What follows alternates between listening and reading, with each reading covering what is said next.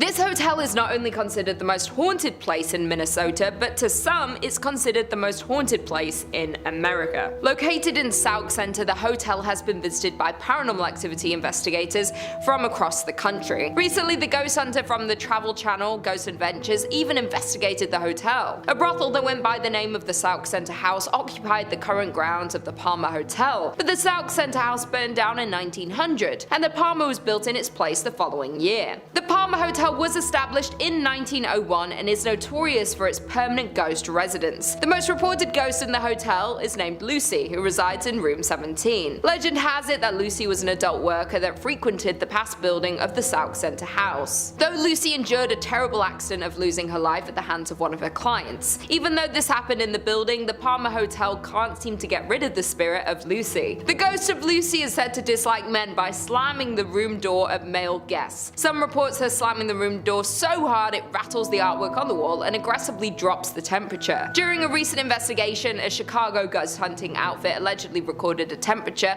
of -1 degrees Fahrenheit during their stay. Additionally, there was a couple staying at the hotel that reported a horrifying ghost encounter in room 17, where the wife woke up in the night and suddenly saw a lanky man dressed in 1920s clothing standing at the foot of the bed. Other active areas include the bar in room 22, home to a spirit named Raymond, rumored to be Lucy's manager. One employee of the Palmer House Hotel has confessed that their favorite paranormal experience is when guests complain about how noisy the people above them are, even though they are on the top floor. The ghost encounters and paranormal activity is so frequent at the Palmer Hotel that the current owner, Kelly Freezer, didn't believe in ghosts, but this changed when she became the owner of the hotel. In at number 4, we have the Soap Factory. The Soap Factory was at its peak during the soap boom of the 1880s, though now the factory has been left abandoned. The Soap Factory is one of the oldest factories in Minneapolis. While the process of making soap required lots of fats, lie in extremely hot temperatures, therefore it wasn't the most glorious or safest workplace in its day. Furthermore, the fats came from animal carcasses, thousands of them. The flow of blood and skin leaked into the Great River next door in the turn of the century. The building's smell of flesh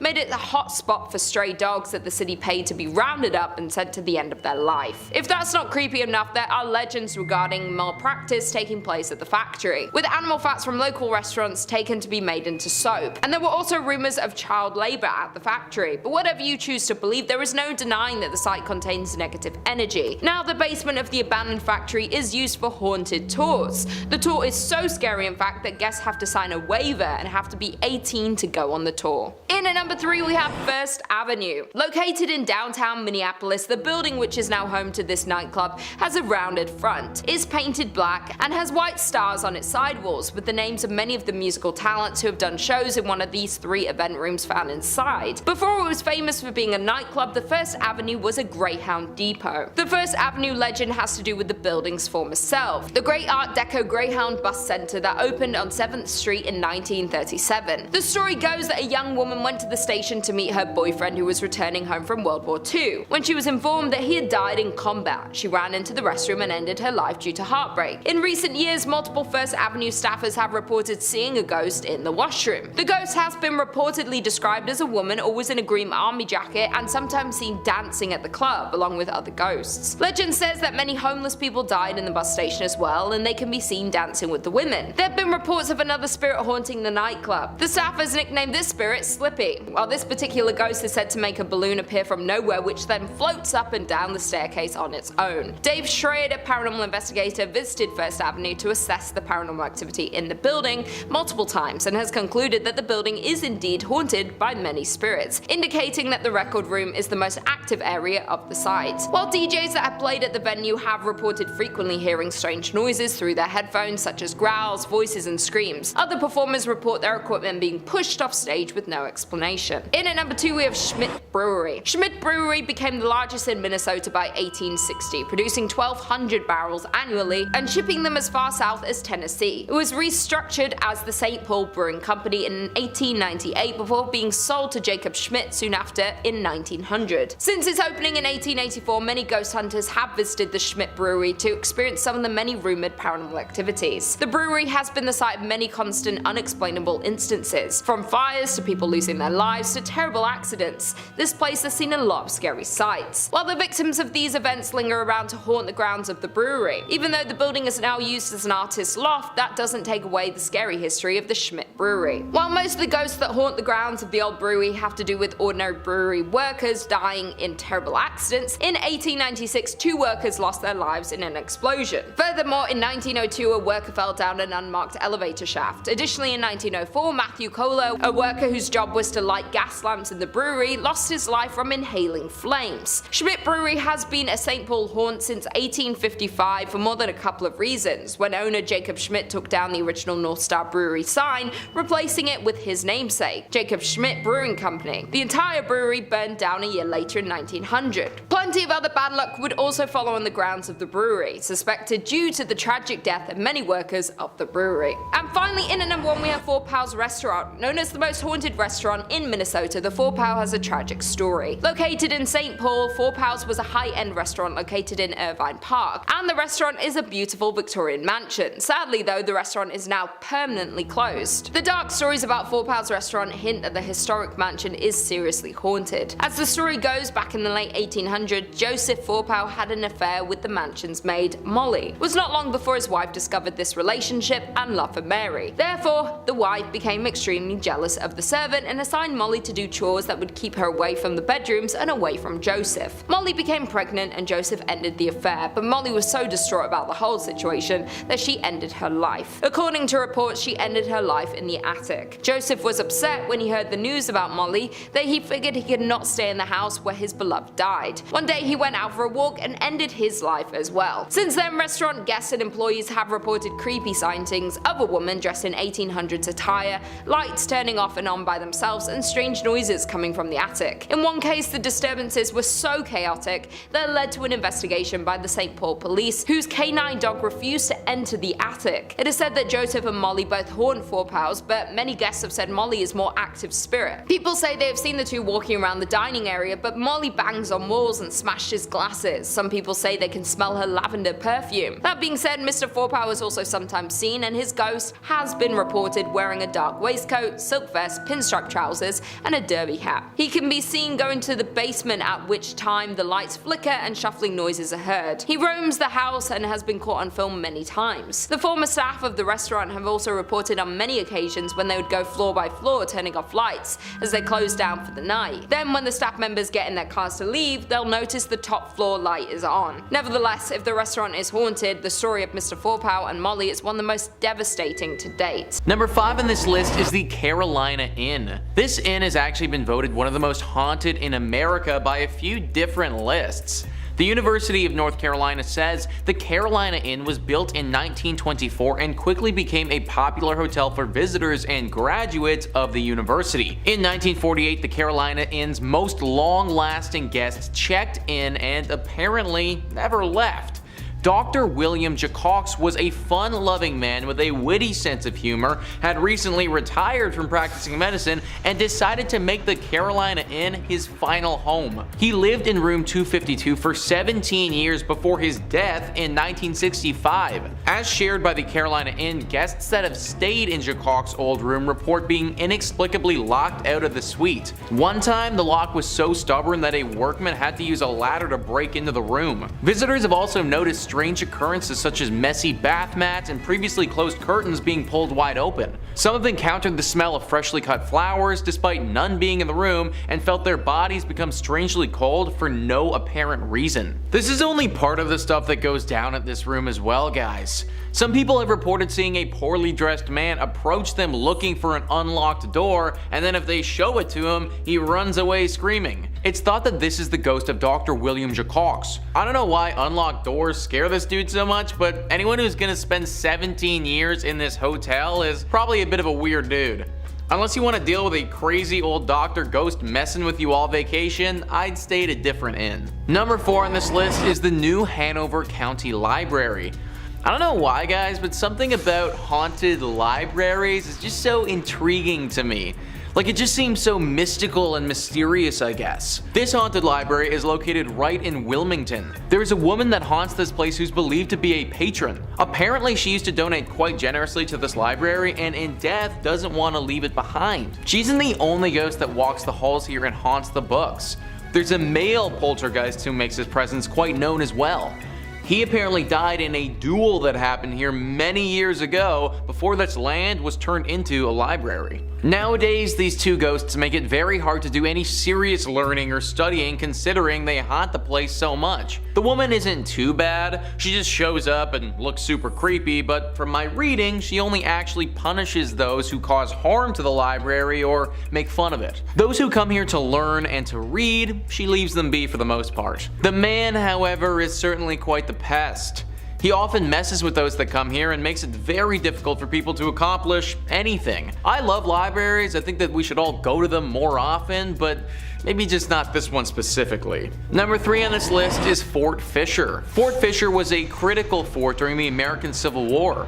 It was used by the Confederate Army and was pretty instrumental for them from 1861 to 1865. This fort was used to protect an important trade post there that the Army needed. They defended this place for those 4 years, but then in 1865, the Union Army came in and was finally able to capture it. This battle was a very bloody one and was actually huge for the Union Army and the overall scope of the war. Apparently there was a lot of death at this fort, and that death, it's never really gone away. Now, this fort is teeming with paranormal activity. Visitors will often report hearing gunshots coming from thin air. The sounds of many footsteps all running at once as if people were charging ahead. Orbs of energy appear in front of them from no apparent source. There are 2 very famous ghosts that haunt this place as well, Robert E. Harrell and General William Whitling. Robert was apparently an outcast who died under mysterious circumstances and has not been able to rest since. The general was actually taken prisoner and killed at Fort Columbus, but he returned to this place because he feels regret for how he failed in life. He was apparently responsible for defending this place and was not capable of doing so. A very haunted fort that I wouldn't recommend going to. Number 2 on this list is Lydias Bridge. Who is Lydia and why does she have a bridge and why is it haunted? Well, Lydia is quite the famous ghost. This is a true ghost.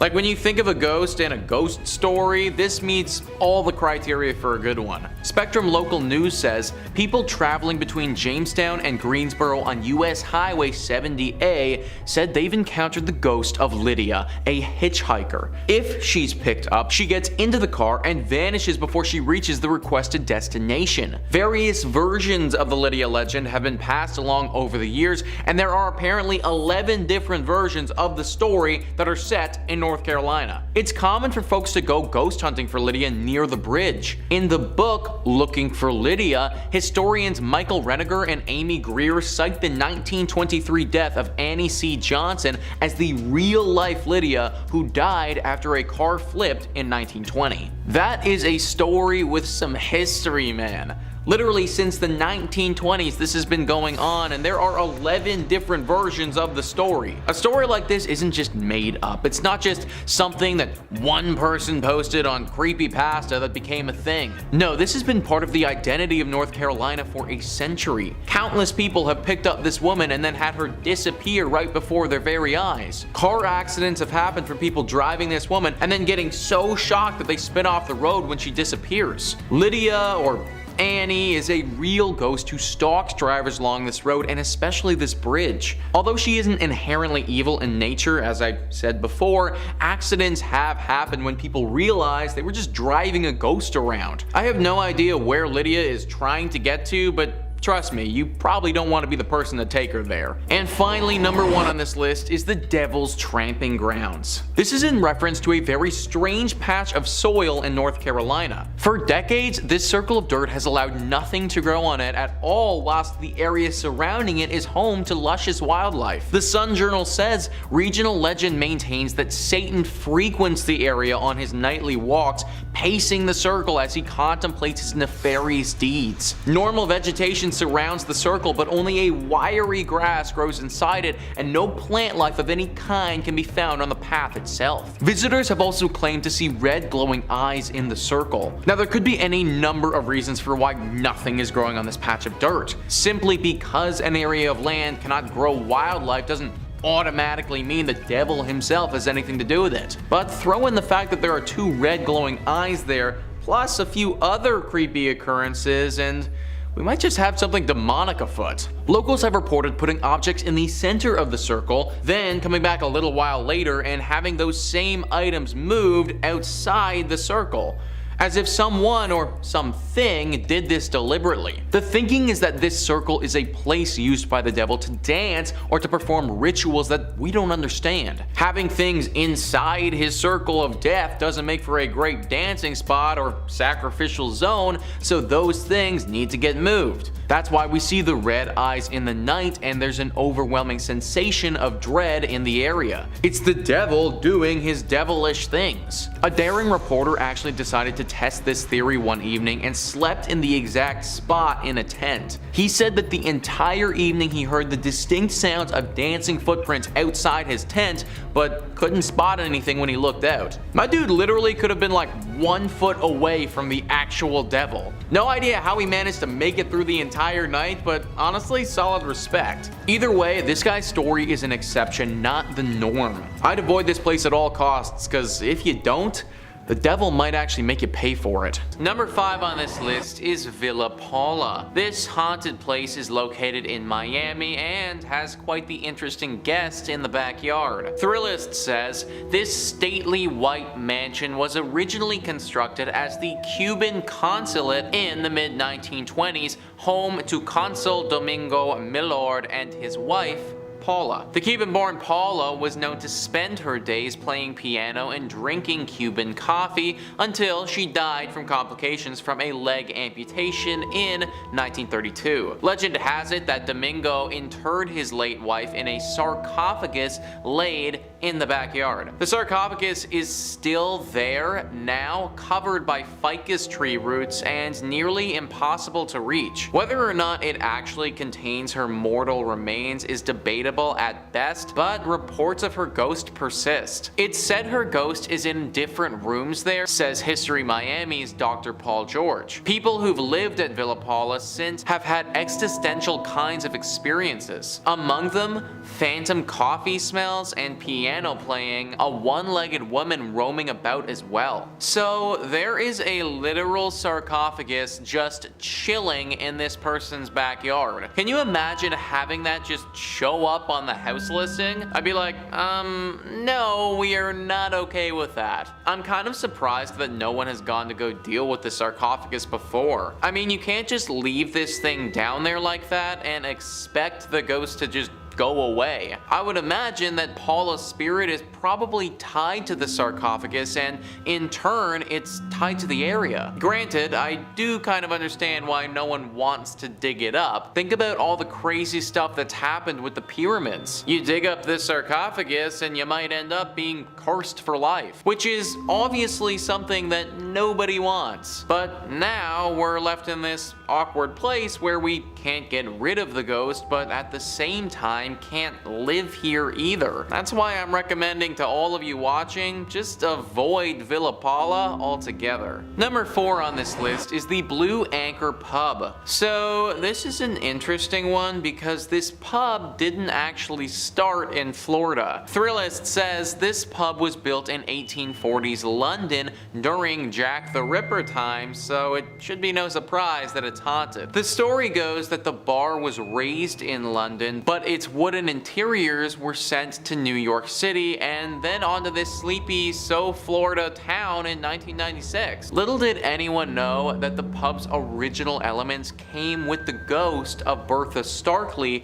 a cheating wife who was murdered by her husband. Today, she can be heard rattling pots, knocking things over, and wailing in the middle of the night at the Blue Anchor. Every night around 10 p.m., the time that she was murdered, Bertha likes to remind everyone she's still here, so the current owners ring the ship's bell to scare her away. So, first thing, I've never actually heard of that before, where they take a building from one continent and then just decide to move it over to another continent. This bar must look pretty cool on the inside to go to all that trouble though. Obviously this was a bit of a mistake and everyone would have been better served if we relocated this thing straight to the dump. Bertha doesn't care matter if it's in London or America or anywhere. As long as the structure of this pub is still intact, her ghost will still be floating around, which makes it very hard to enjoy a night out at this place. Like, imagine drowning several pints, going to take a piss, and then getting ambushed by some 1800s ghost in the bathroom with your pee-pee hanging out. Like, I don't know if I'd ever be able to recover from that, folks. Number 3 on this list is St. Augustine's Lighthouse. Ah yes, the haunted lighthouse, a true classic. Thrillist says St. Augustine's iconic lighthouse is a Florida landmark built in 1874. But climb up its 219 steps, and it's not just the views that will take your breath away. First, there's the ghost of Joseph Andrew, the original lighthouse keeper who fell to his death while painting the 165-foot tower. Then there are the Pity's 2 daughters who were playing with a building cart when it broke loose and slid into the nearby bay, drowning them both. While the girls giggle and run up and down the lighthouse steps, Joseph has been reported smoking cigars at the top of the lighthouse, keeping watch over his forever home. You know guys, if I had to be a ghost, then being Joseph wouldn't be the worst. I get to look out at the pretty scenery at the top of my lighthouse where hardly anyone bothers me, and I get to smoke cigars all day. Like, obviously I wouldn't want to be a ghost, but if I had to be, then this wouldn't be that bad. Either way, I'm not a ghost now. I am very much a human being, and if I want to stay a human being, then I recommend avoiding this place. It can obviously be very jarring to see 2 little ghost girls running around, and even though all of these ghosts are supposed to be pretty chill, we know that the paranormal can be unpredictable. I'm sure that there are tons of other non-haunted Florida lighthouses around if you're really pining for a good view. Number 2 on this list is Fort East Martello. If you don't like dolls, then you really won't like this one, guys. Thrillist says if there is one rule all Floridians follow, it's do not mess with Robert the doll. The 4-foot figurine has terrorized anyone who hasn't taken him seriously since he was gifted to artist Robert Jean Otto in 1904. Otto blamed any mischievous act around him on Robert the doll, effectively coining the oft-repeated Robert did it mantra. The doll currently holds court inside Fort East Martello, where he lives inside a glass case surrounded by a constant soundtrack of haunting xylophone music. The room evokes a heavy air immediately upon entering, and the walls are papered with apology notes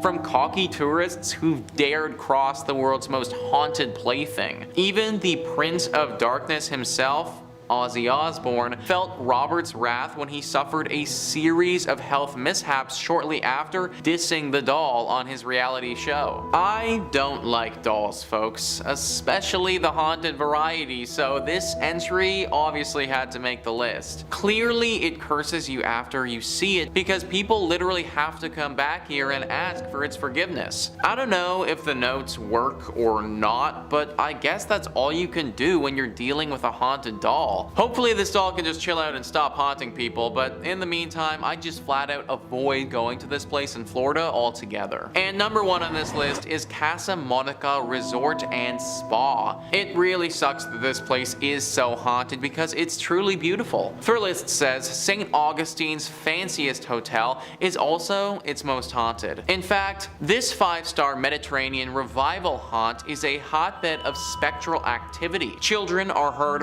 running along the 4th floor, but no one is there. The radio in the Ponce de Leon suite randomly comes on, but no one's there. Guests of room 411 wake up to people staring at them, but no one's there. But it's the 3-story Flagler suite high in the tower that's most haunted. Maids have seen a child's handprint appear on the 1st floor bathroom mirror, and after knocking, one heard a man say, "We've been expecting you," from an empty bedroom. Its spookiest claim to fame, however, is the male ghost staring out of the top tower window. He's believed to be the ghost of one of 2 people, either Franklin Smith, the architect who built the hotel, or Henry Flagler, the man who purchased it. I personally don't care if it's the architect, the man who purchased it, or God. Anyone who says, "I've been waiting for you as I enter an empty bedroom," it's not the type of individual I want to be around. Also, where are these children coming from and what are those sounds? Okay, so you want to tell me a scary story where the architect of the building fell in love with his work and then when he died, his ghost stayed here.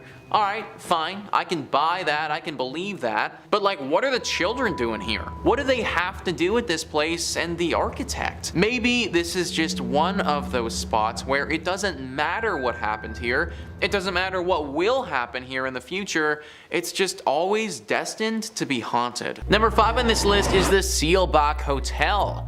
Sheldonbach Hotel is located in the heart of Louisville and has been there for quite some time. Virginia Travel Tips says, in 1905, the Sheldonbach Hotel in Louisville opened its doors. For more than a century, this exquisite historic hotel has functioned as one of Kentucky's most important historical landmarks. The hotel, on the other hand, is notorious for its ghostly activity. Patricia Wilson, the Lady in Blue, is one of the hotel's most famous sightings. She was a woman who had recently divorced her spouse and intended to meet him later at Sheldonbach to try and work out their differences. Unfortunately, her husband died in a car accident and never showed up. She was devastated by the loss and she died not long after that. As a result, guests notice a woman in a blue outfit strolling around the hotel. Other ghosts have been reported at the hotel and they include a woman dressed in old worn out clothing who was approached by a staff member attempting to communicate with her, but then she disappeared.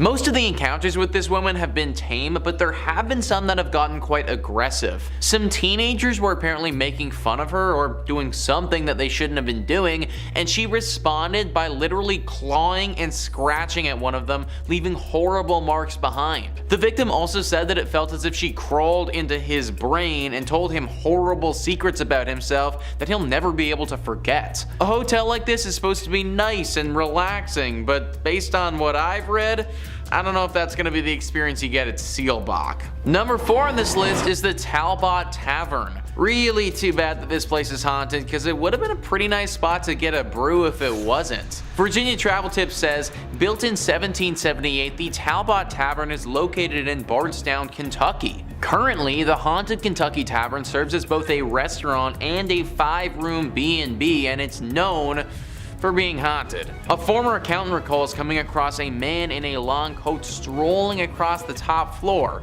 He then turned to face her and began laughing uncontrollably. Another famous hotel resident was the Lady in White, who forced a couple to flee the hotel in the middle of the night since she was hovering over them while sleeping. Many workers and visitors to the residence have related accounts such as orbs floating around the rooms, flashes of lights without cameras being seen, objects moving on their own, and doors opening and closing when no one's in the building. I, for one, am not trying to wake up to a ghost just hovering over me, guys. Honestly, it might give me a heart attack and, well, I'd never wake up again. This place is weird because no one really knows why it's as haunted as it is, but there's no doubt that it's teeming with paranormal energy. Pick a different place to go get a drink if you're in Kentucky. Number 3 on this list is the Kentucky State Penitentiary. We always got to include the creepy jail in one of these lists, guys, and this is Kentucky's. Virginia Travel Tips says, the Kentucky State Penitentiary is situated near the Tennessee border on a sharp bend in the Cumberland River. In the 1800s, a maximum security jail was built there. It is a gorgeous place from afar, but up close, it is a death and ghost machine, according to a local author and paranormal investigator. Thousands of men have been executed in the prison's electric chair, known as Old Sparky. During his death row cell inspections in the late 1980s, a guard had a terrible incident where no one stayed. He was greeted by a prisoner who was reading the Bible. When he returned to his office, he asked about the prisoner's meal, only to discover that no one was in that cell. When he returned to the cell, he discovered that it was empty except for a small Bible on the floor. Yeah, kinda weird. More strange occurrences were recorded around the institution, with many reporting seeing a reflection of an inmate who attempted to shock them. Okay, so honestly guys, I want to take this as seriously as possible, but Old Sparky? Like, imagine dying in a thing called Old Sparky. Like, I think it's meant to electrocute people, but why does the killing chair sound so cute? Kinda sounds like something that you name your dog, not a murder weapon. Anyways, Old Sparky has certainly done its job though, and now the place is super haunted. Most of the prisons we talk about on this channel you can go visit if you like, because they're all typically abandoned. That's not the case with this one though. The Kentucky State Penitentiary is still fully operational and has tons of prisoners in it. Not only do these people have to chill in jail, but it just so happens that their jail is also haunted. Number 2 on this list is Mammoth Cave. So we actually spoke about Mammoth Cave on this channel before in our series about top 5 terrifying caves where evil awaits, so if that interests you, then go check it out. It made that list because it was super haunted, and naturally it has to make this one as well. It is, as you'd expect, located in Kentucky. It is the biggest cave in the state by far, which is why it's named Mammoth Cave. Most of the cave has been unexplored, which is kind of nuts considering we've already seen about 400 miles of it up until this point. This has been an area of interest to people for thousands of years. Back 4,000 years ago, it's believed that people used this cave to bury their dead. This was the first encounter this cavern saw of death, but it definitely wasn't the last. After the War of 1812, these caves were sold off and used as a place to mine salt. The workers of these mines were slaves and oftentimes were worked to death down there. After the salt had been mined, this place functioned as a spot for sick tuberculosis victims to go. Obviously, this created more death in this place and just contributed to what is a very haunted area now. Today, we get an array of ghostly apparitions popping up to people. Ghosts from all the way back 4,000 years ago have been seen, still lingering and clinging onto this cavern. People have seen the visions of slaves calling out for help and ghosts of sickly individuals as well. H.P. Lovecraft, one of the most famous fantasy horror writers, was inspired by this cave. Anything that inspired that guy is probably a spot that you want to avoid. And finally, number 1 on this list is Nat Tunnel. What is it about tunnels that's just so creepy? It feels like there are a few locations in the world that seem to attract paranormal activity, and tunnels are definitely right up there. Virginia Travel Tips says Nat Tunnel, also known as the Gateway to Red River Gorge, is located in Powell County, Kentucky. Works of a 1-lane tunnel on a 2-way road began in 1910 and concluded in 1911. Drills and dynamite were used to rip through the limestone rock during construction, and one worker died while attempting to dissolve a stick of frozen dynamite by placing it next to the fire, which, resulted in the dynamite exploding. As a result, the man's spirit is claimed to haunt the Kentucky Tunnel. Others allege that the location is haunted as a result of a climber who died in this region. These incidents are linked to the mythology of a green orb appearing in front of the tunnel. If you plan to enter the tunnel, keep in mind that it only fits one automobile at a time, therefore check for other car headlights before proceeding. This is one of the coolest haunted places in Kentucky for the sake of it being engulfed in nature. So it may look really cool, but the haunted nature of this spot makes me think that it should be avoided. Man, imagine literally getting blown up by a stick of dynamite. Like, that might actually be the worst. Granted, my dude did stick the dynamite literally right next to a fire, so I feel like he might have brought this one on himself a little bit. I'm not really sure how the climber would have died in this tunnel, but you gotta imagine that he screwed up if he was climbing in a tunnel. Either way, the spot is definitely riddled with these spirits, and they manifest themselves as this glowing green orb. Now, there haven't been too many reports of this thing being super dangerous, but it is definitely creepy to say the least. Locals don't really travel down this pathway for fear of the orb and what it could potentially do to them. Also, on a total side note, I just want to bring up the fact that this is a 1-way tunnel on a 2-lane road. Like, how dangerous is that, guys?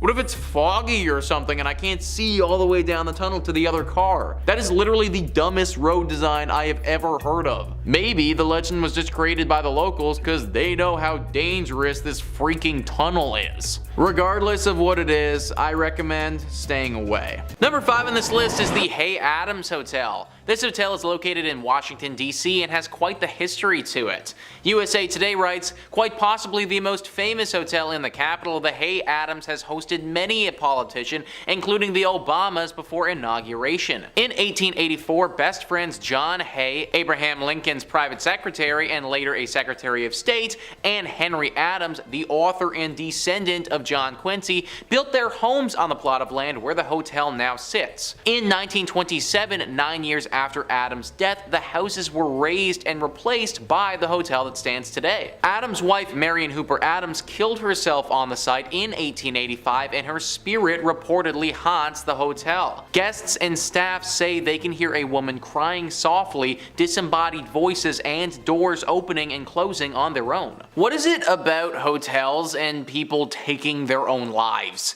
It feels like so many hotels are haunted because someone left the world far too early, and usually it was their decision to do so. Marion Hooper Adams is no exception, and she has made this hotel a very inhospitable place to stay. Sometimes you hear the faint cries of a creature or spirit and they go away, but apparently her spirit absolutely wails. All the time there are screams and crying heard. In fact, it's so repetitive that it gets less scary and more of an annoyance than anything else.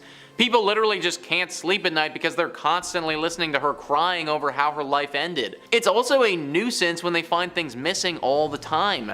Marion likes to move things and steal items. Oftentimes, the valuables of these people are gone if they leave the hotel for an extended period of time and then come back. Now, maybe this part of the legend is actually just one of the hotel workers stealing stuff and blaming it on her, but either way, things will go missing if you stay here. It's overall just a horrible experience being at this hotel for an extended period of time, and I wouldn't recommend it to anyone. Number 4 on this list is Hotel Provincial. Located in New Orleans, this hotel is teeming with paranormal energy. USA Today says the 2-story Hotel Provincial with 94 rooms in the historic French Quarter is a retreat into old New Orleans. Like many New Orleans properties, it also claims to be a popular paranormal activity hub. Like other area hotels, the property acted as a medical facility for wounded Confederate soldiers and is said to still possess their spirits. From distressed soldiers and operating doctors to pools of blood, guests have reported it all. If actually staying at the property seems too spooky, it's also a stop on many walking ghost tours of the city as well. Pools of blood, guys. Literal pools of blood. Just imagine walking in your hotel room after a long day of doing stuff, getting in your PJs, moving the comforter over to your bed to slip in, and then seeing a bunch of blood just ooze out. This has actually happened to people before. That would absolutely scar me for life if something like that ever went down. Not to mention people actually getting physically scarred when they come here. People have reported getting attacked by unknown paranormal entities while staying here, waking up to a spirit completely ravaging them and having no idea how or why it's happening. This is not the type of hotel that you want to stay at, and you will literally risk your safety if you do. Number 3 on this list is the Pfister Hotel. This one has been around for a while and has got a lot of people scared who've stayed here. Travel and Leisure says the historic Pfister Hotel opened in Milwaukee in 1893 with elegant interiors and advanced technology for the times, including electricity, individual thermostat controls, and fireproofing, making it one of the most sought-after accommodations in the city. The hotel is supposedly home to a number of spooky sightings. In fact, several MLB players have reported their own personal ghost experiences in the hotel, and some are even too scared to stay there again. So guys, I actually run a podcast all about the MLB. Because I run this podcast, I'm pretty knowledgeable about the MLB. I have literally heard of this hotel before even doing research on this video. Players will flat out refuse to play here now because they get way too scared and can't get any sleep when they're there. Then obviously when they play their game the next day, they suck because they just spent the entire night basically fending for their lives in this haunted hotel. It's really too bad that it has to be this way because this is apparently one of the nicer hotels in Milwaukee. It's definitely one of the oldest, and back then it was the best place to stay if you wanted a luxurious night. Hopefully the ghosts that reside here eventually leave and we can all enjoy it once again without getting completely haunted. Number 2 on this list is the Emily Morgan Hotel. The Emily Morgan Hotel is located in Texas and is probably the most haunted in that entire state. It wasn't always the lovely and renovated hotel that it is today. Prior to this being a beautiful place to stay, this was actually a hospital and a place for doctors to stay.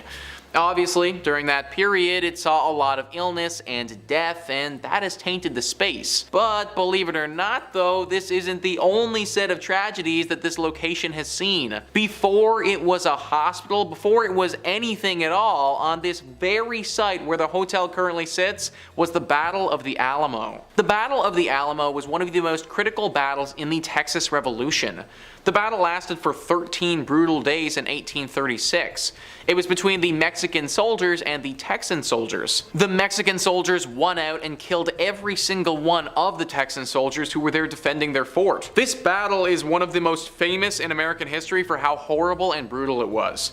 It's no wonder that the land here is haunted and will infect basically anything that's built here. It also doesn't help when the hotel used to be a hospital which saw its fair share of horrible things too. Nowadays, this hotel has a whole cast of paranormal characters. Soldiers from back in the day have been spotted roaming around the halls, and patients and doctors as well. There have even been a few occasions where people have reported having visions of being on the battlefield as if they were transported there. Definitely not the spot to be staying on your vacay to Texas. And finally, number 1 on this list is La Fonda on the Plaza. This is a hotel located in New Mexico that has been host to plenty of tragedies. Travel and Leisure says this beautiful Santa Fe, New Mexico hotel has an incredibly rich history. Since 1609, a number of inns have been located on this very site, but a handful of events may be the cause of continued hauntings.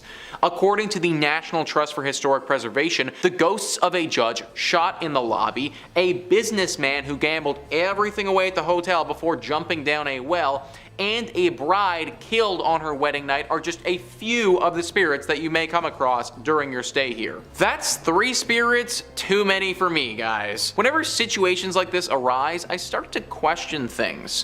What I mean is that, isn't this a little bit odd that 3 totally separate, completely different tragic events all took place right here at different times?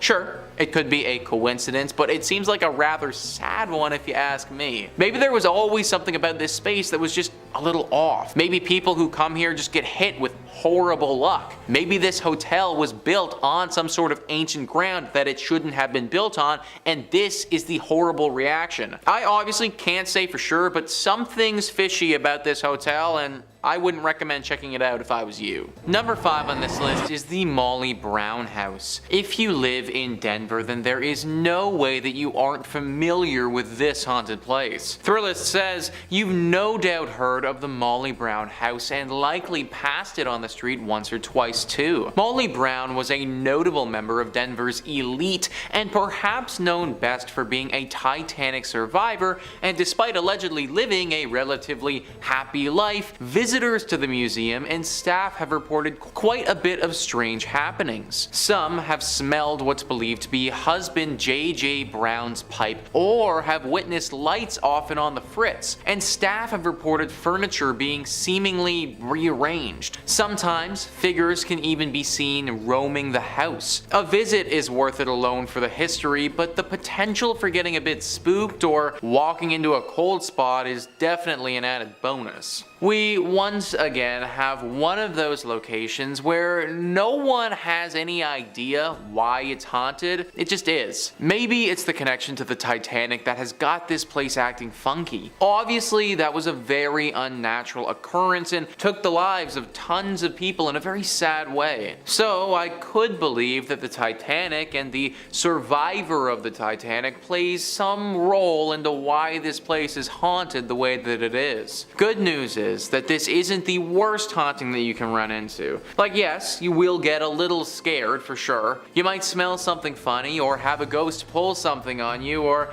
even maybe have small valuables go missing. But ultimately, you probably shouldn't be dragged to the underworld here by some shadow demon or anything like that. So I guess if you were to visit any place on this list, then this one wouldn't be the worst. Just be prepared for what's coming, because if you aren't, then it could leave you with some serious mental trauma. Number 4 on this list is Phantom Canyon Road. You need to be very careful on this road because there is a good chance you could suffer a serious crash if you aren't. Thrillist says a haunted road is one thing, but a haunted road in Colorado means you're likely on the edge of a mountain and at some serious elevation. Phantom Canyon Road is a detour off the Gold Belt Tour byway connecting Cripple Creek and Florence, and was originally the railroad for that route. As you drive along, you can clearly see the ghost towns of Wilbur, Adelaide, and Glenbrook, and legend has it that the reason for Phantom Canyon's name is credited to sightings of a man wearing a prison uniform walking along the tracks in the 1890s. The man supposedly had been executed at the Colorado State Penitentiary a few days earlier. So yeah guys, you better have your wits about you, because if you don't, this ghost might come out and startle the crap out of you, and then the next thing you know, you're gonna be face deep into a tree somewhere. It also just adds to the horror ambiance that you're driving past several ghost towns along the way. Like, of course, they just had to be on the side of the road as you're also getting stalked by this ghost prisoner. No one really knows what this prisoner wants with you, but let's face it, I can't imagine it's good. My dude was executed back in the day, so for one, what he did was probably pretty bad to warrant a punishment like that, and then secondly, he literally got executed, and I can only guess that his ghost probably isn't too pleased about that. Y'all need to be especially careful if you're driving down this road, because at any point this guy could pop out. Number 3 on this list is Central City Masonic Cemetery. Of course we had to have a cemetery on this list. No haunted place list would be complete without at least one of them. Thrillist says, founded as a mining town in the late 1800s, Central City is now known as a destination for those looking to head to the hills for a gambling fix in the casinos that now dot the area. But one thing hasn't changed. The woman in black who twice a year appears in this hilltop cemetery above the town. Known as the Columbine Lady, she comes to visit the grave of John Cameron, a prominent former resident of Central City who died in 1884. Some believe she is his fiancée, appearing to leave flowers for her lost love on November 1st, the anniversary of Cameron's death, and April 5th, a date for which the significance remains a mystery, much like the woman herself. This place is safe to go to if, of course, you do not go during these times. She's been coming for a long time, and anyone who tried to interfere with her has had to pay the price. Now, people kind of suspect that she was in a relationship with John Cameron, but there's also another theory. Many people think that John actually wronged her in his life, and that this woman in black comes twice a year to double check that John is still dead and hasn't come back to life by some means. Pretty scary tale for sure, one that you probably don't want to get involved with. Number 2 on this list is the Broadmoor. Located in Colorado Springs, this hotel would be freaking awesome if it wasn't so haunted. Thrillist says this sprawling 5-star hotel has a lot to offer for anyone seeking a relaxing and indulgent getaway. But along with the golf course, spa, and nearby zoo, there's one feature you won't find in any brochure. Staff and guests alike have reported the presence of a woman, often in the penthouse where Julia Penrose, co-founder of the property, once lived. While not confirmed, Penrose's death is said to have been surrounded by a strange occurrence in which she went missing and was later found, confused and shaking in the woods nearby with no memory of how she got there. She passed away a week later, and perhaps her spirit remains, watching over the property and seeking answers about her own mysterious death. Now I am wondering, man, how did Penrose die? Like, this whole story feels like a movie or something like that. I truly think somebody needs to get in here and investigate what the heck happened here. Because, like, should we be scared of the region because this is gonna happen again? Was Julia doing something specific before she disappeared, and should we avoid doing that thing? There are just so many questions that need to be answered here, and sadly I can't do it from the comfort of Toronto. That being said, I'm also not trying to end up like Julia, and therefore will be leaving this job to somebody far more qualified. And finally, number 1 on this list is the Highlands Ranch Mansion. A truly picturesque mansion, one that's been standing for over 100 years and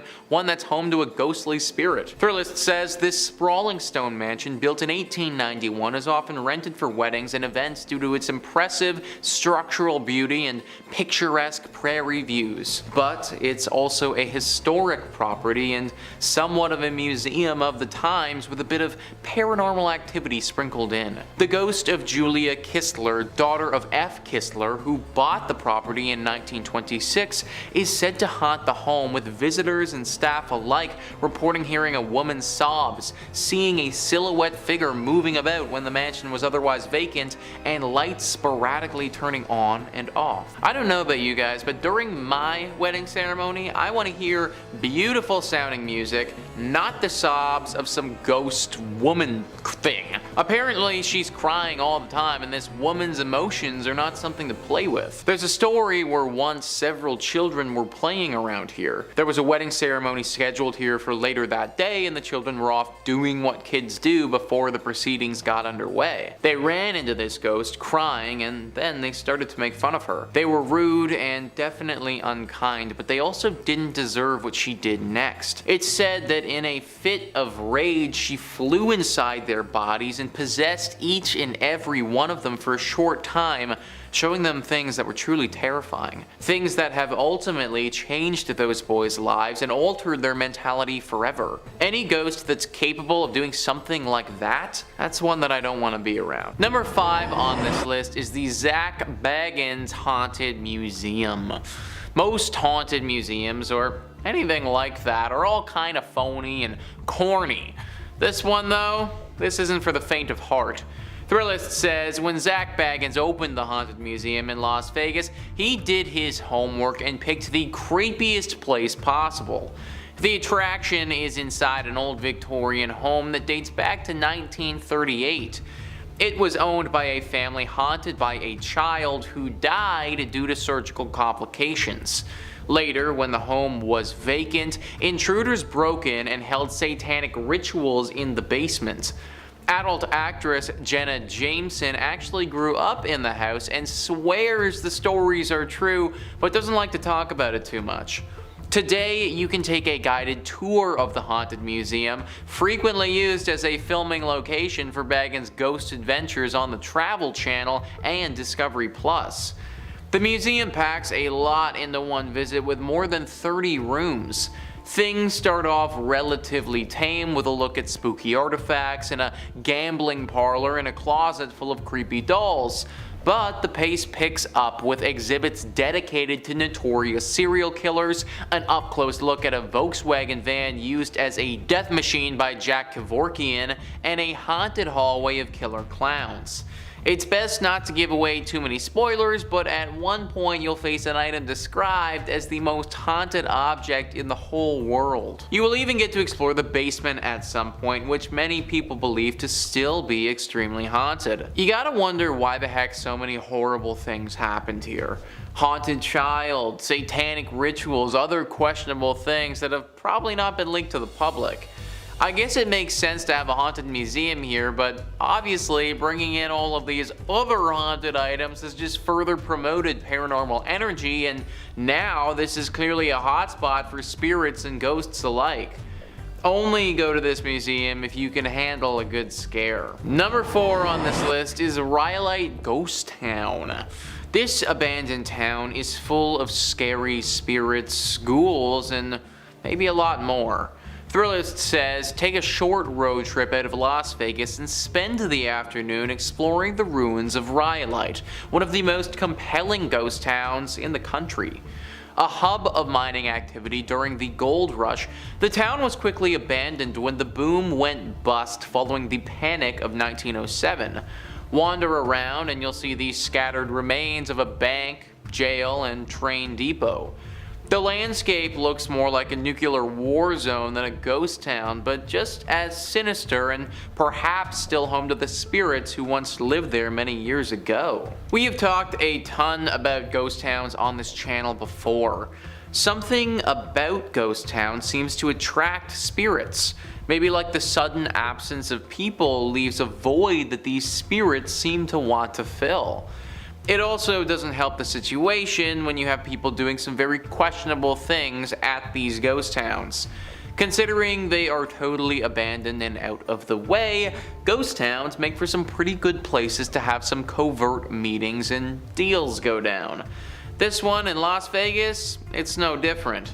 Apparently a decent amount of criminal activity happens around here, with a lot of drug deals taking place here. Every now and again, these deals can go sour, and usually that leaves a body. Murder and a gang presence aren't great things to sprinkle in when a town is already dealing with paranormal activity. For safety purposes, I recommend staying away from this town at all costs. Number 3 on this list is Westgate. So I am actually breaking the rules with this one a little bit because I think that you should definitely visit this place if you have the money. Thrillist says some Las Vegas residencies never quite end.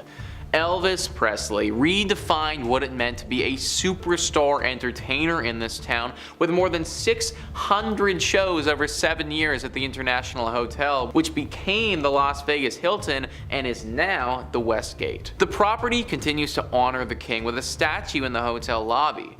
Although Elvis passed away in Memphis, some believe his soul remains in Vegas with his ghost haunting the Westgate International Theater and a lavish rooftop villa the singer called home whenever he was in town. It's not cheap, but you can book the penthouse yourself. Just call the desk and ask for the Elvis suite. I don't care how creepy it may be or how scary he would look, but if there is an opportunity to see the ghost of Elvis, then that is absolutely something that I definitely want to cash in on.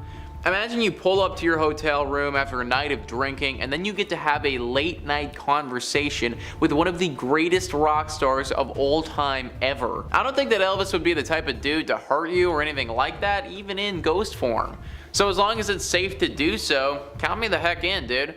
I want to go to Vegas and party with the ghost of Elvis. Number 2 on this list is Las Vegas Academy of the Arts.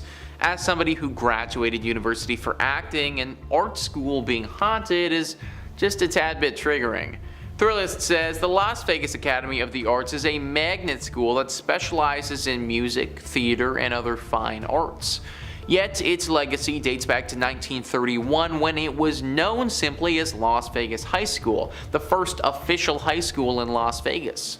The site has seen its share of renovations over the years, although 2 of its 3 original buildings remain on campus with their sturdy brick exteriors still in place. Generations of students have swapped stories about Mr. Petrie, a ghost that roams the hallways and haunts the school's theater. Some claim to hear strange noises or feel a chill, especially when rehearsals carry over to evening hours. So, who is Mr. Petrie?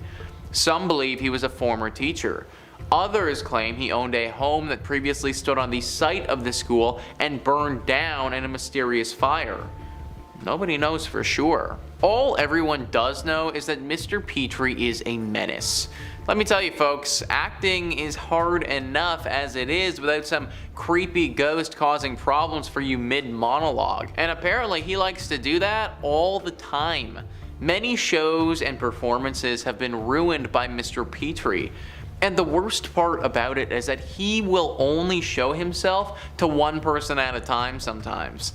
So the lead actor will be out there doing Hamlet and then all of a sudden see a ghost in front of him causing problems.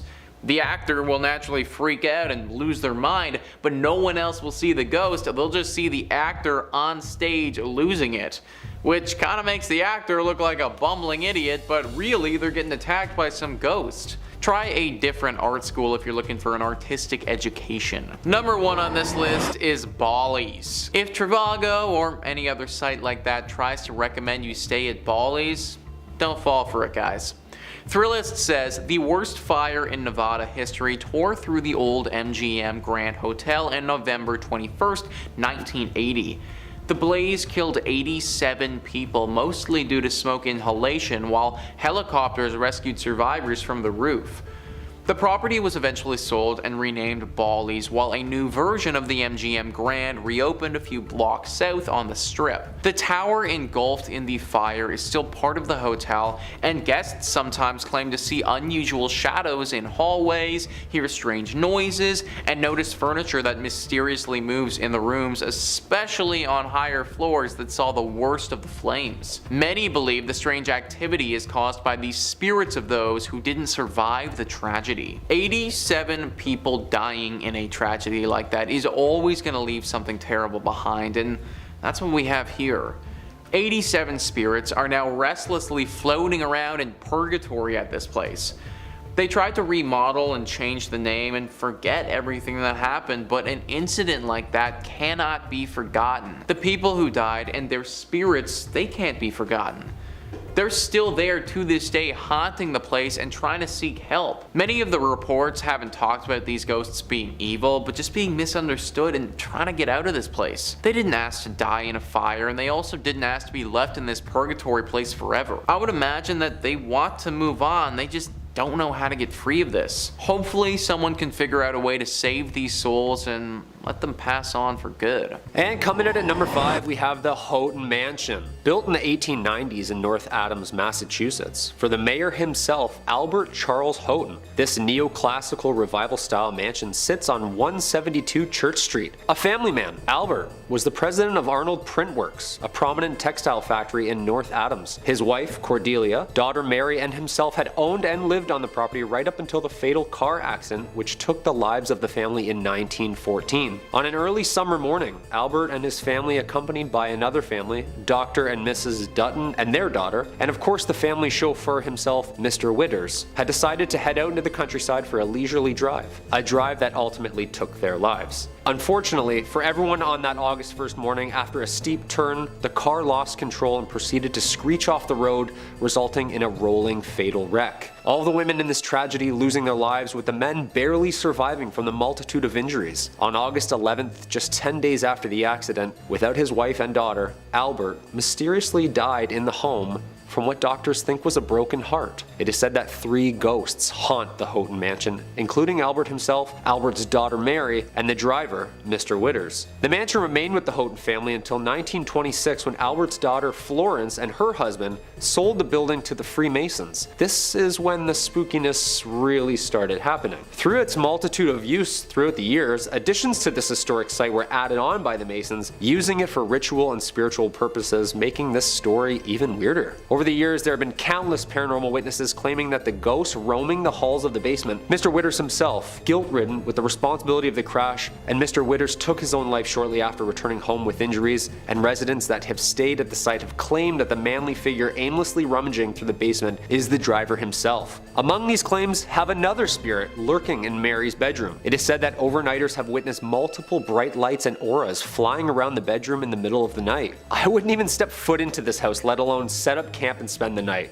No way. The Hotton Mansion remains a tourist attraction and hotspot for paranormal goers worldwide, and to this day is one of the most haunted and mysterious sites in all of Massachusetts. Number 4, the Hoosick Tunnel. The Hoosick Tunnel, from the Algonquin word place of stones and the Mohawk word forbidden, is a 4.75-mile active railroad tunnel in western Massachusetts that passes through the Hoosick Range, an extension of Vermont's Green Mountains, and runs from Deerfield River in the town of Florida to the city of North Adams. The construction began in 1815 and ending in 1875 with a budget of $2 million, at the time the largest tunnel ever constructed, and it was later the result of taking lives of over 200 men during its construction entirety, earning it the nickname from locals, the Bloody Pit. This haunted, barren, 5-mile, completely enclosed stretch was subject to multiple accidents and deaths over the years, giving the tunnel its haunting history and reputation of being cursed itself. With the word forbidden, did the Mohawks know something that the workers didn't? Essentially, this cold, underground, pitch-black hole became one of America's strangest grave sites, resulting in everything from mysterious gas leaks, dynamite explosions, roofs collapsing, and even mechanic failures resulting in a mass flood. For the past decades, there have been numerous paranormal activity witnesses who have documented strange events, from police officers to the freight conductors themselves. Some of the reports over the last 100 years included numerous farmers and wagons ending up in different areas of the railroad, missing hours of time. The farmers had claimed that when spending time around the railroad and its tracks, that memory and confusion would always set in. Some residents have claimed that they have even been chased out of the tunnel by an unexpected freight train chugging along aggressively through the tunnel like a bat out of hell, and then vanishing. Numerous ghostly figures resembling workers roam the dark tunnel, and if that isn't scary enough, some people, including hearing the echoes and screams of even the workers who were buried alive under the rock, still holding their tools, or even seeing ghostly figures in pumping chambers where numerous men tirelessly making rafts not to drown. The Hoosick Tunnel remains one of the most visited and haunted places, marking it just one of the sites you'll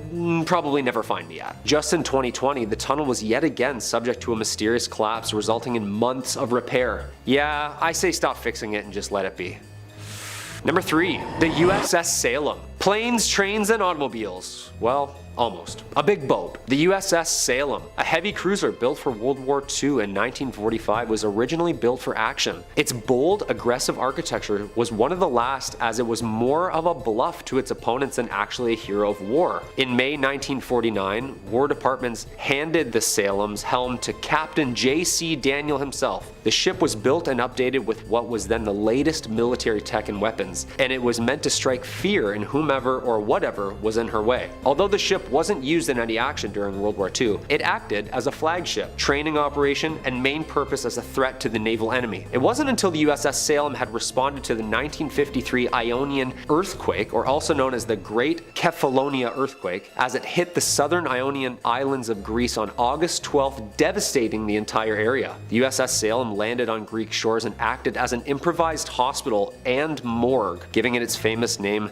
the Sea Witch. The ship was decommissioned shortly after its rescue and lays in Boston's harbor as a tourist attraction from all of its dark history. Some of the paranormal activities that arise on the ship include the Burning Man, who smells of rank death and can be seen in the mess hall where the bodies have been stored. Another famous apparition on the ship is the ghost girls who lurk the halls of the ship. Little ghostly figures can be seen and felt on the legs of tour goers. Some people claim that the ship is even home to hellhounds, an aggressive pack of ghostly creatures that roam the ship growling and scratching at closed doors. Yeah, the next time my dog scratches at my door, she's going up for adoption, I'm sorry. Number 2, the Lizzie Borden House. This quaint bed and breakfast located at 230 2nd Street is home to one of America's most haunted and mysterious homes. The Lizzie Borden House gets its haunt from an unsolved murder of Lizzie Borden in 1892. One of the most infamous true crime figures known for her murdering of her father and stepmother with several blows to the head with a hatchet. Oof, ouch. Although acquitted, the killings remain unsolved to this day. This case earned notoriety, and much that the popular local children's rhyme had been linked to this death. Lizzie Borden took an axe and gave her mother 40 whacks. When she saw what she had done, she gave her father 41.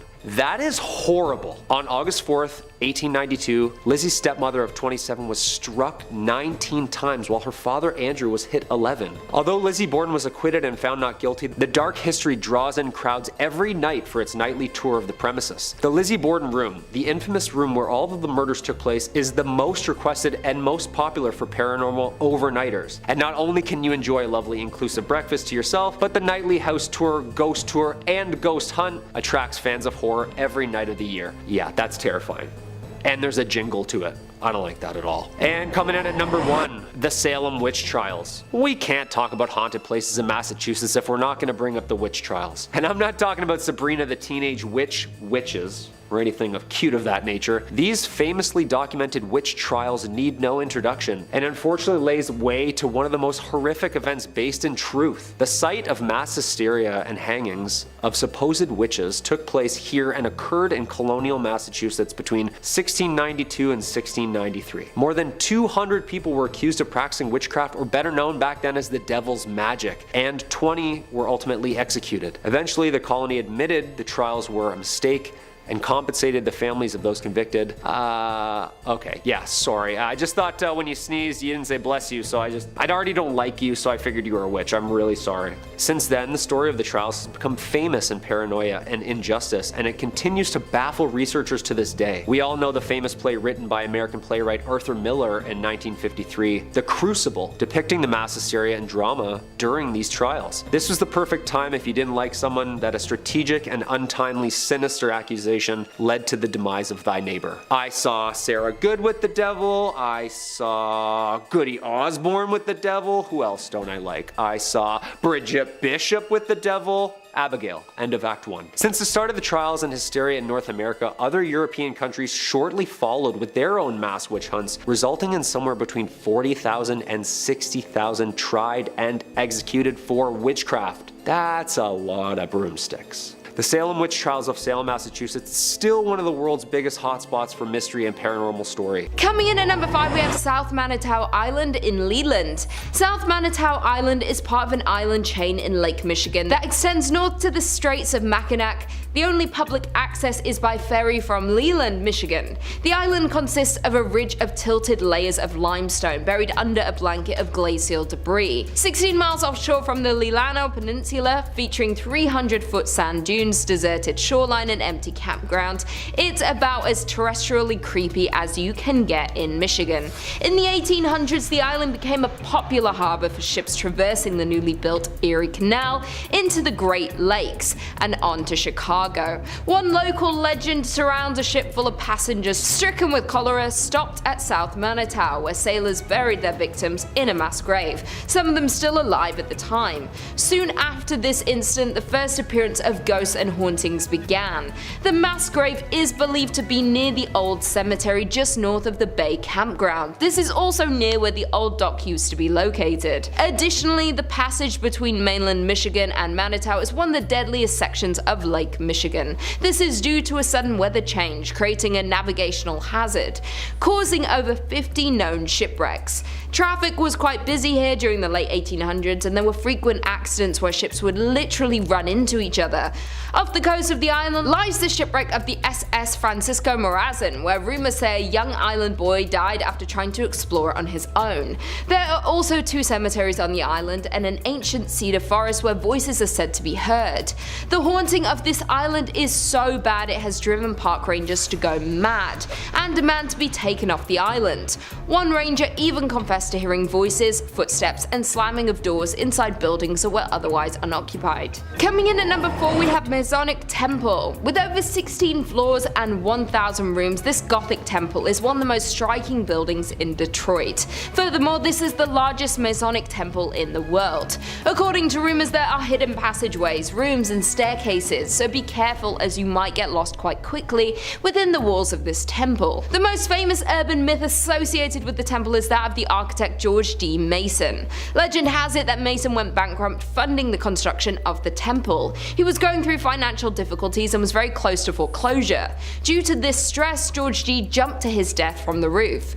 This story will back up the fact that many reports of a ghost climbing the steps to the roof of the building as if stuck in a loop of his darkest moment. Even scarier, additionally, guards frequently find the door to the roof unlocked, even when it was just checked moments earlier. Additionally, the temple has various cold spots and doors are reported to close suddenly. One of the roof doors is said to swing open just moments after it is locked by a watchman.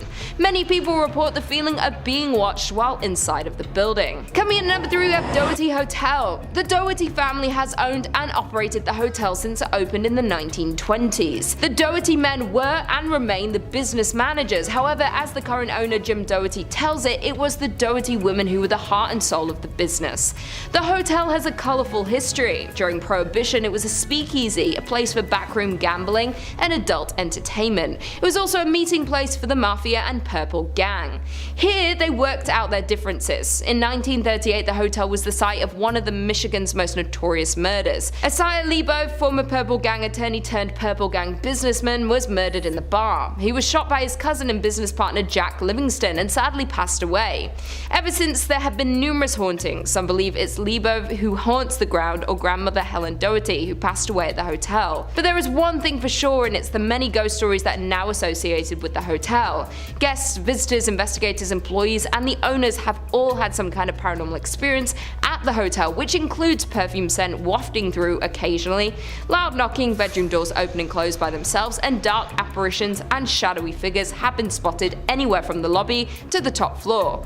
Also, the spirits of other murder victims roam the halls, lobbies, and rooms. While some can be seen, others prefer to just make noise. Coming in at number 2 we have Michigan's first state prison. Established in 1838, Michigan's first state prison remained in operation through 1934. The prison served as the nucleus for the city as it spanned some 20 acres. Over the years, it relocated and at one point became the largest walled prison in the world with around 6,000 inmates. In 1952, in response to poor medical care, brutality from the guards, and bad food, 2 maximum security prisoners took hold of a guard and used his keys to release other inmates.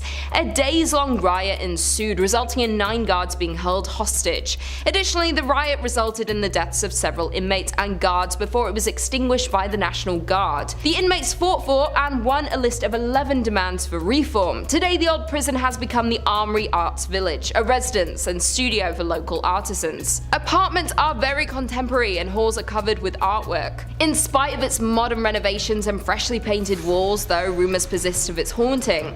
Visitors, workers and artists of the space claim some prisoners and guards still haunt their former home. Residual sounds of riots are also frequently reported due to the prison's history of such occurrences.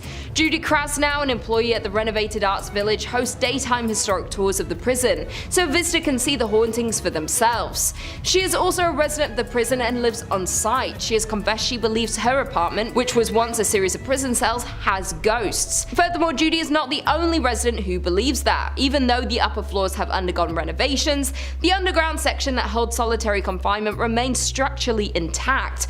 Although cells have been removed, there is intensity in this area that cannot be denied. And finally, in at number 1 we have the Whitney Restaurant. Located on Woodward Avenue, Restaurant Whitney was the former mansion home of David Whitney. David was one of the Midwest's wealthiest lumber barons at the turn of the century, and he built this magnificent 21,000 square foot home in 1894. The mansion was restored in the mid-1980s, and since then reports of unexplained paranormal activities have been reported, such as shadow figures have been seen on the second floor, disembodied voices have been heard, and other strange phenomena have occurred. It is known that the mansion is haunted by Whitney and his first wife Flora. Flora always wanted to live in a mansion but died before the home was finished, leaving Whitney to raise their 4 children. A year after Flora's death, Whitney married her sister Sarah, leaving Flora's ghost to forever live in distress. The paranormal activity within the restaurant is not for the faint-hearted, as there have been reports of the elevator travelling between floors on its own with no one inside to operate it. Furthermore, ghosts have been witnessed on the upper floors, with one staff member seeing an older man looking out the window. The staff member approached the man asking him to leave, and right before the staff's eyes, the man vanishes into the floor. Other reports include noises that sound like silverware and kitchenware being handled and or stacked in table settings keep getting moved around by some unseen presence. The outhouse is said to be the most haunted part of the property. It was originally built for Whitney's slaves and has been largely untouched for years, mostly due to the fear of paranormal. Inside the outhouse is a dining table that is set for the afternoon tea and has been untouched for as long as anyone can remember. Today is still perfectly set but covered in a thick layer of dust, adding to the ghostly atmosphere. The outhouse has no electricity, so sits in the darkness at night. A tour guide who once worked at the Whitney insisted that the building was haunted for his experiences working there. The worker claims a group of dolls vanished from a room inside the building. Also, the worker has reported hearing his name being called from an empty area of the building. The Whitney Mansion is an elegant and beautiful property but has high body counts, a haunting history, and plenty of supernatural sightings still happening today. Coming in at number 5 we have William A. Irvin. During the fall season, the ship has haunted tours with actors, but the ship really is haunted. The haunted ship began in Duluth in 1992. Before the haunted ship started, the William A. Irvin was open for regular boat tours during the month of October. Historically, this month was really slow, and the DECC needed a way to generate more revenue during this quiet month. Having heard about a failed attempt by Cleveland's William G. Mather trying to become a haunted ship, the DECC decided to try their own hands at a haunted attraction.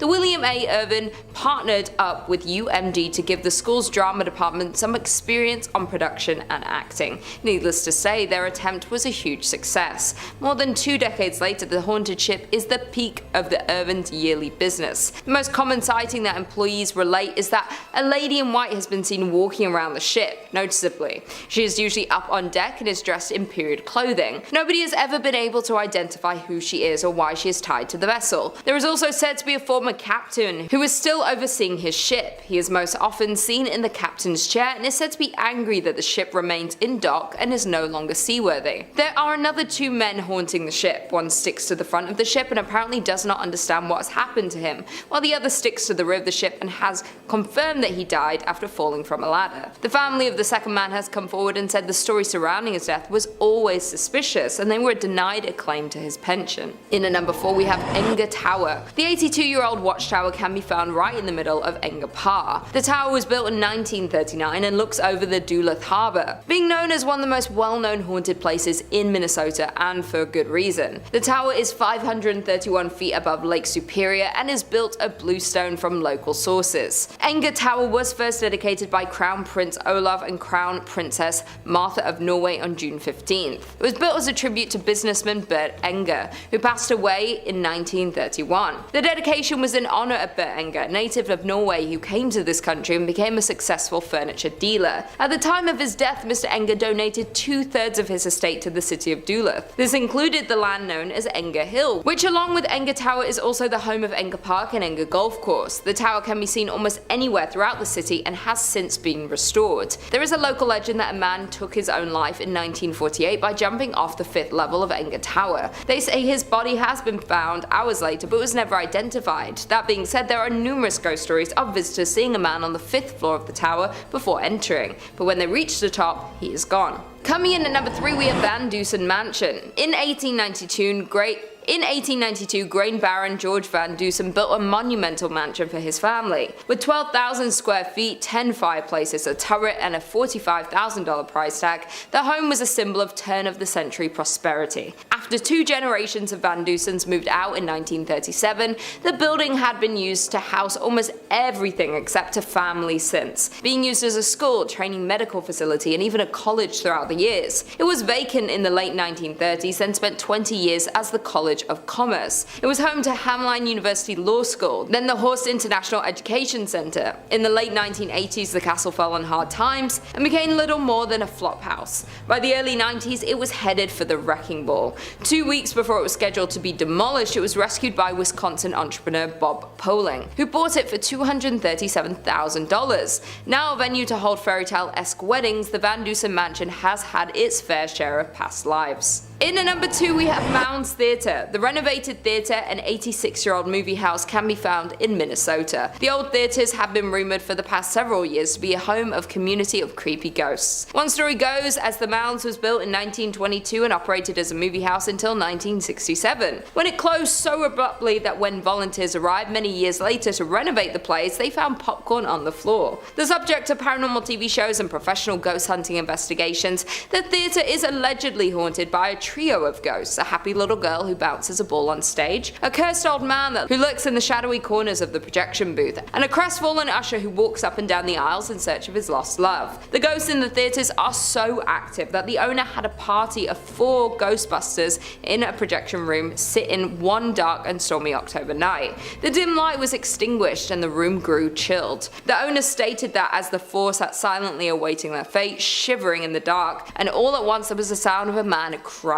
When investigating the sounds of the crying man, they found a shadow figure in the corner of the room. The figure reported having black glittering eyes and an aura of anger. Because of the odd ghost encounter and negative energy, they had to abruptly end the ghost investigation before it was too late. Another former owner who reopened the theatre in 2001 claims that the spirits of the theatre have gotten physical and grabbed them while they were working late at night. Some paranormal investigators have left with claw marks on their backs, but the scariest ghost of them all is considered the young girl. This is the theatre's most notorious ghost and is seen in a pink dress, often bouncing a ball on the stage. And finally, in at number 1, we have Anoka State Hospital. Located in Anoka Town is the Anoka State Hospital, which is arguably the most haunted place in Minnesota. The Anoka Hospital was the first state asylum for individuals that were deemed insane. The building was established in 1898 and opened in 1900 to admit patients from other state asylums that had become too crowded. The first 100 patients were males from St. Peter's State Hospital and were considered to be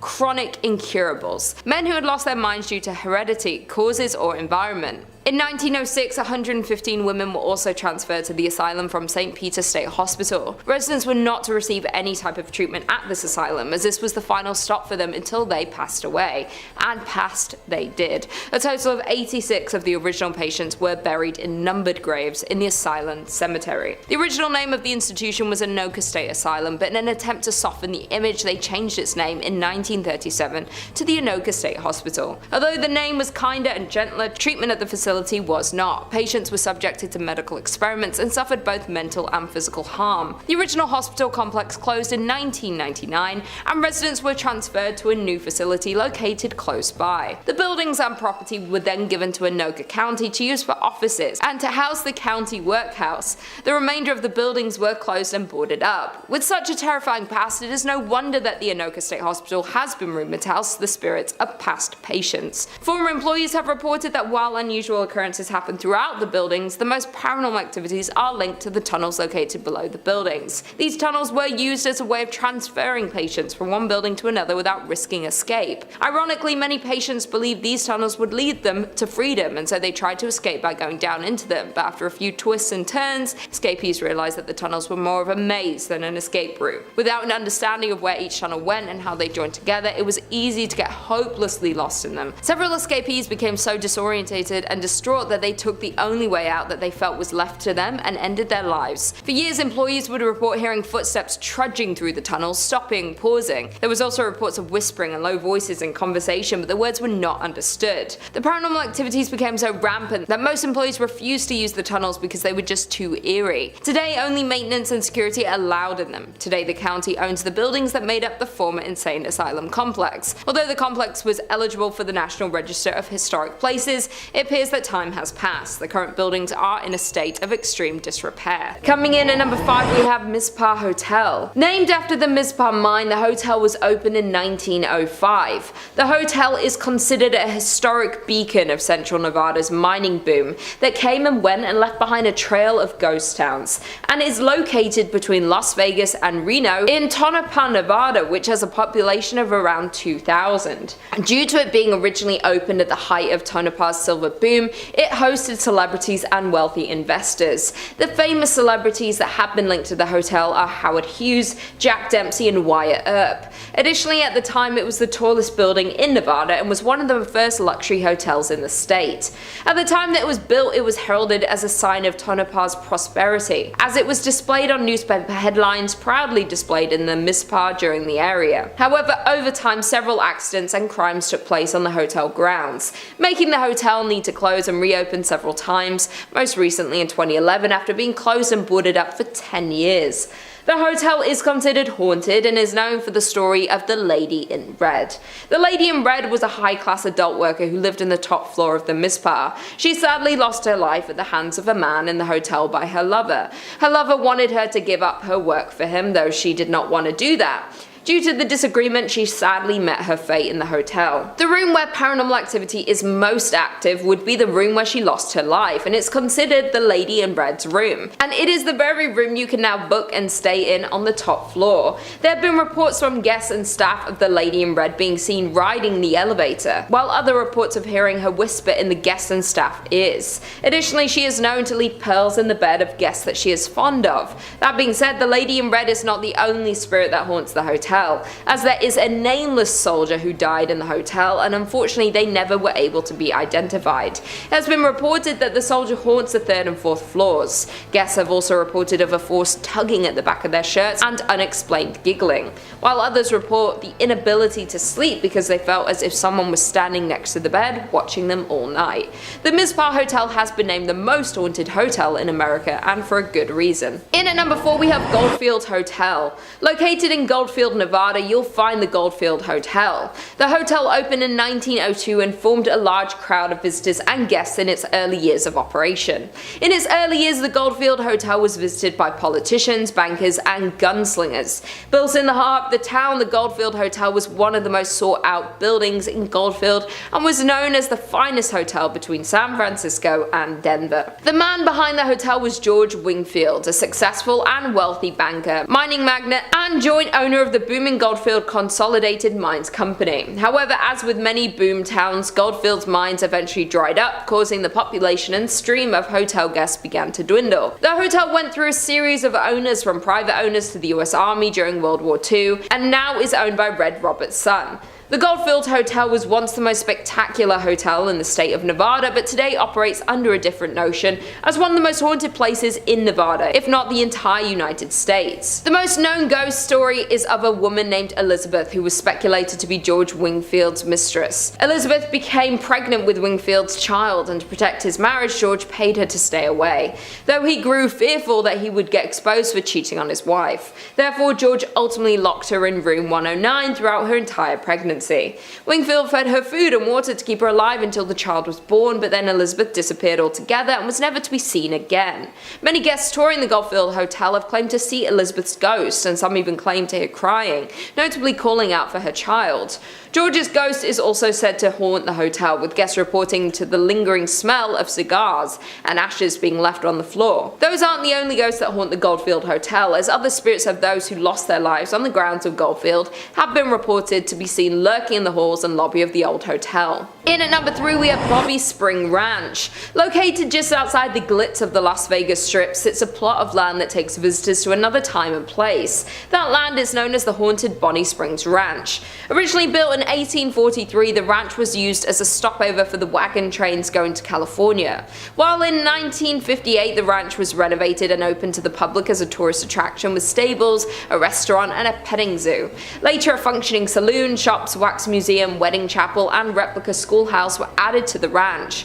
There is not only one ghost that roams the ranch, as it's known there are multiple spirits that reside at the Bobby Springs, but one of Bonnie Spring Ranch's most commonly cited ghosts is that of a little girl. Her spirit is mostly sighted playing in and around the town schoolhouse before suddenly disappearing. The nearby merry-go-round has also been known to turn on its own unexplainably, where many believe it could be the spirit of the little girl playing on the ride. Another active area of Bonnie Springs Ranch for paranormal activity is the Wax Figure Museum. This small tunnel-like maze leads guests through a creepy history display, which literally comes to life for some. Many have claimed to witness these wax figurines move on their own and appear as though they are inhaling breath. The ranch's management even had to allegedly nail the displays down as they were moving out of position so frequently. The final and most evil of Bonnie Springs Ranch's hauntings are found within the Opera House. It is here that a darker, more negative energy is present. The spirit takes the form of a dark shadow figure that follows people through the area and has even been captured in photographs. Disturbing the EVPs have also been caught in this area. In at number 2 we have Nevada's Governor's Mansion. From the outside, the Nevada State Governor's Mansion is a grand 2-story building, while inside on the first floor you'll find the grand entry hall, the reception room and the formal dining room. Though don't let its appearance fool you, as there are spirits haunting its grounds. The Governor's Mansion was completed in 1909 and the Governor Denver S. Dickerson was the first governor to occupy the residence. His daughter June is the first and only child ever born in the Governor's Mansion. The mansion is said to be haunted by June and her mother Una. Since their passing in the mansion, there has continually been paranormal activity reports in the household. The mansion is said to be haunted because former employees at the mansion have reported hearing cold wind blowing from an antique grandfather clock that also swings open periodically without assistance. Former First Lady Sandy Miller's brother-in-law is said to have seen the apparition of a woman in a white gown. The woman is believed to be Una Dickerson, dressed for the mansion's opening in 1909. And finally, in at number 1 we have Silver Queen Hotel. Located in Virginia City, Nevada, the Silver Queen Hotel was constructed in 1876. This makes it the oldest hotel in Virginia City. However, the Silver Queen Hotel is known for much more than just being the oldest hotel in Nevada. The main level of the property features an authentic 1870s saloon with one of the largest single-piece wooden bar counters and bar backs you'll ever see. The Silver Queen is also a popular destination for weddings, as there is a historic chapel on site. Of all of the allegedly haunted places in Nevada, paranormal experts tend to agree that Virginia City, as an entire city, is the most collectively haunted place in Nevada, especially as staff, guests, and countless paranormal investigators are certain that ghosts roam the 138-year-old property. One of the most active spirits that haunt the hotel is Rosie. Rosie was an adult entertainment worker who dealt business in the Silver Queens. Though during the late 1800s in room 11, Rosie lost her life. Her story remains mysterious, but Rosie is said to have never left the Silver Queen, making countless appearances in the decades following her passing. Even though the entire hotel is carpeted, guests have often reported loud steps on a wooden floor, rattling doorknobs, the sound of voices, or even the sight of Rosie herself at the top of a long staircase where she has been spotted lingering. Other visitors report on TripAdvisor and Yelp describing the loud noises at night and an unexplainable sense of eeriness. One guest had a more terrifying encounter in the hotel as they described getting chased down the hallway in the middle of the night by a ghost. Coming in at number 5 we have Hotel Park Central. Located on Central Avenue in Albuquerque, you'll find Hotel Park Central. The original building was constructed in 1924 and served as a hospital. It was then purchased in the 1980s and transformed into a mental health hospital. However, in 2010 a major renovation occurred with a $21 million investment, and it became the luxury hotel that we know today. The hauntings in this building date back to the time it served as a hospital. Patients would report seeing apparitions, hearing voices, seeing objects move, and feeling the presence of other beings when nobody was there. As well, when it was a mental hospital, it was known by patients and workers that on the top floor on the right wing, there is a ghost of a woman that likes to watch people in the hallways. Patients also reported having their bedsheets pulled off them in the middle of the night. Patients were not the only ones to experience things that couldn't be explained though. Staff of the hospital did too. They would often have the sensation of being watched, as well as hearing something whisper in their ear, the movement of objects, and a general sense of heaviness throughout the buildings. Today, many guests at the hotel report similar paranormal experiences, as many guests report feeling watched in the presence of unseen beings. They have also reported hearing voices and shuffling in the stairwells. Several guests have also seen a female apparition on the 3rd floor wing. A group of paranormal investigators were brought onto the scene of the hotel. The investigators were 3 team members who all experienced unexplained voices and whispering while close to the hotel. They also reported distinct coolness near their bodies and a sense of being watched. After reviewing their evidence, some of these experiences were captured on digital voice recorders. They also carried out the flashlight technique, an attempt at communication with the spirit that involves the answering of questions through the turning on and off of the flashlight.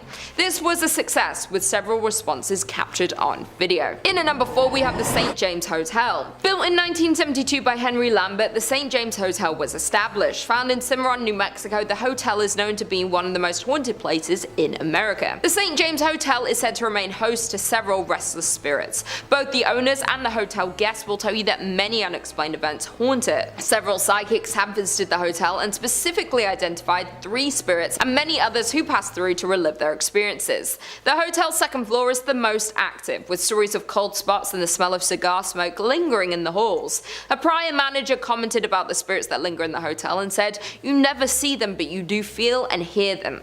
Another report from a former owner states that she walked into the dining room and saw a pleasant looking cowboy standing behind her in the mirror on the front of the bar. The spiritual activity of the hotel has been featured on the popular television show Unsolved Mysteries and A Current Affair. Room 18 at the hotel is kept locked because it houses the ghost of an ill-tempered Thomas James Wright, who lost his life at his door just after winning the rights to the hotel in a poker game. Having been injured from behind, Wright continued into the room and slowly met the end of his life. Because of the tragic accident that happened in room 18, it is known as one of the scariest and most haunted rooms. This can be seen with one former owner who said she was pushed down while in the room, and on another occasion saw a ball of angry orange light floating in the upper corner. The staff considers the room to be the most haunted, and people are rarely allowed to enter this room, much less sleep in it. Rumors abound that when the room was rented, several mysterious deaths occurred there. Other unknown entities are also said to roam the hotel, creating a host of paranormal activities. Staff report that items constantly fall off walls and shelves, and electrical equipment at the front desk behaves unpredictably.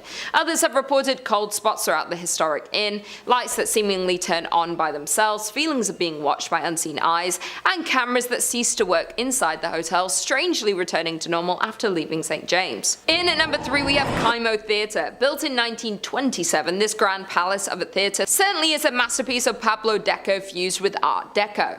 The creation of this beautiful southwestern style theatre was financed by a hard-working wealthy entrepreneur, Oreste Pachechi, who wanted to fulfill a lifelong dream of building a grand theatre which would rival other larger-than-life movie palaces that were springing up around the United States. A large fire in 1963 destroyed Kymo Theatre's iconic stage and much of the building, prompting the Pachechi family to demolish it. In 1977, the same year, the theatre was listed on the National Register of Historic Places. The citizens of Albuquerque voted to purchase Kymo Theatre at a steep discount. In return, the city of Albuquerque offered to fund the restoration of the landmark attraction. With the change of hands, local restoration experts were hired to restore Kymo Theatre to its former glory. The hauntings of Kymo Theatre can be traced back to a freak accident that happened in the late afternoon on August 2nd, 1951.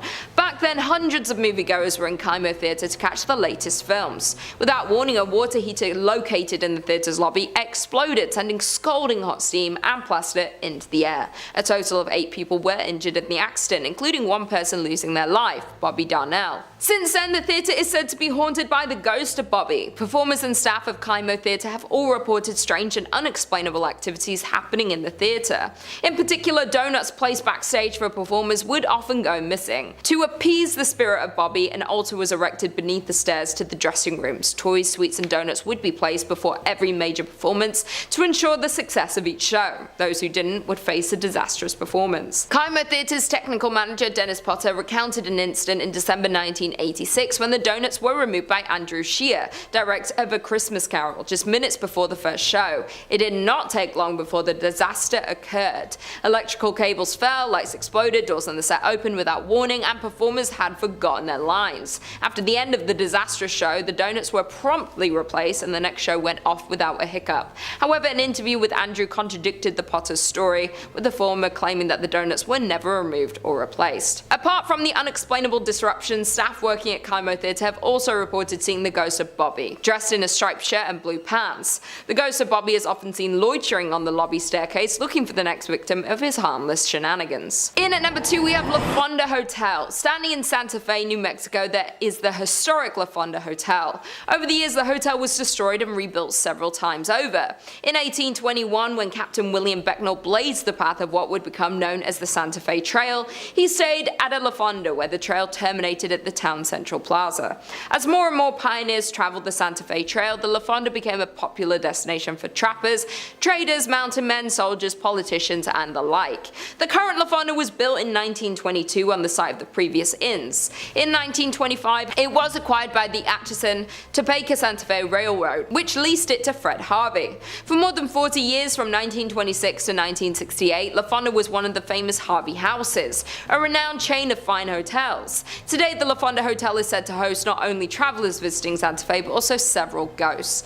Some people believe that the Honorable Judge Slough continues to walk its hallways. However, more often reported is the ghost of the distraught salesman who jumped into the well after losing all of his company's money. The hotel's dining room, called the La Plazuela, is situated directly over the old well, and both guests and staff alike have reported the sight of a ghostly figure that walks to the center of the room, then seemingly jumps into the floor and disappears. Other reported phenomena include a ghost that haunts the Santa Fe room, as well as the spirit that walks the hallways near the La Terraza, a restaurant located on the east side of the hotel's 3rd floor. In the 1970s, a ghost reportedly called the front desk to complain that someone was walking up and down the hallway in front of his room. When an employee was sent to investigate, he saw a tall man in a long black coat disappear into a stairwell. However, when he followed him to the stairs, there was no sign of the mysterious visitor. And finally, in at number 1, we have the Luna Mansion. The Luna Mansion in Los Lunas, New Mexico is known for one thing, and it's its ghost stories. Over the years, the Luna Mansion in Los Lunas has gained a reputation as being haunted. Guests and staff alike have shared stories of unexplained activity, which some chalk up to the paranormal. Over the years, the mansion changed hands several times before it was purchased and renovated as a fine dining establishment in the 1970s. It was then that the ghost of Josephina began to appear. Perhaps she didn't like the renovations, or maybe she just wants to stick around to make sure they were doing a good job on the home that she had spent so many years looking after. Dressed in 1920s period clothing, she had been described by employees as appearing very real. Most often she is seen in 2 former bedrooms on the 2nd floor, an attic, storeroom, and at the top of the stairs leading to the 2nd floor bar. At the top of the stairs sits an old rocking chair, which she has often been seen sitting in and rocking slowly. On one occasion, when an employee approached the ghost, she simply stood up and then slowly vanished. More often she is seen walking up and down the stairs, a habit that has been so commonplace that employees barely notice anymore. Where there's one spirit, others seem to follow, and more ghostly apparitions have been seen at the mansion. One of these is a former servant named Cruz, who was thought to have been a groundskeeper. Most often seen on the main level, he is said to be particularly friendly to women and children and likes to play practical jokes on the employees and patrons. On one occasion, he was seen sitting on a sofa as if waiting to be served. Dressed in vintage attire, the man was relaxing patiently when a waitress asked another staff member why he hadn't been served. However, the response was, "What man?" and when the waitress looked back to the sofa, the vintage spirit faded away. Kicking off the list at number 5, the mission of of San Miguel, 1610. The birthplace and historic site, the original San Miguel Church was most likely built shortly after the founding of Santa Fe in 1610 and is claimed to have been the first ever church built in America. Churches are already creaky and creepy, then this is the oldest one in the States? Okay, here we go. This church was built right across the Santa Fe River in the area referred to as the Barrio de Analco, which was inhabited mainly by the native population for the past 1,000 years. The San Miguel mission was first mentioned in writing in 1628, indicating it was in use at that point as both a mission and a school. Although intended as a mission, the Spanish also used it as their parish church until the parroquia was completed. The original San Miguel church was probably much smaller than the structure present, with more of a rectangular apse, a slightly raised sanctuary, and a simple front elevation with no towers at all. The surviving foundations were excavated and closely researched by Bruce Ellis and Stanley Stubbs in 1955. Although the present building dates from 1710, it has undergone a multitude of significant structural changes since its infamous riot in which partially destroyed the building during the Pueblo Revolt of 1680. This was an uprising of mostly the indigenous Pueblo peoples against the Spanish colonizers in Santa Fe de Nuevo Mexico. The Pueblo Revolt killed around 400 Spaniards and drove the remaining 2,000 settlers out of the province, which is where the creepy stuff kinda sits around. Since its construction, there have been over 300 years of ghostly apparitions seen at these ruins. You can never really pinpoint a specific person at this location, but there are numerous sightings that have been documented over the years, ranging from ghost horses, dragging sounds, and loud bangs resembling warfare. The San Miguel Chapel still stands after 400 years due to its local, national, and international community that has supported its preservation and history. Everybody chipping in. I love it. Little TLC. I bet you this is also where you see ghosts on different floors that used to be there or behind walls that don't even exist anymore. Like, are they bound by these structures forever? They're just like...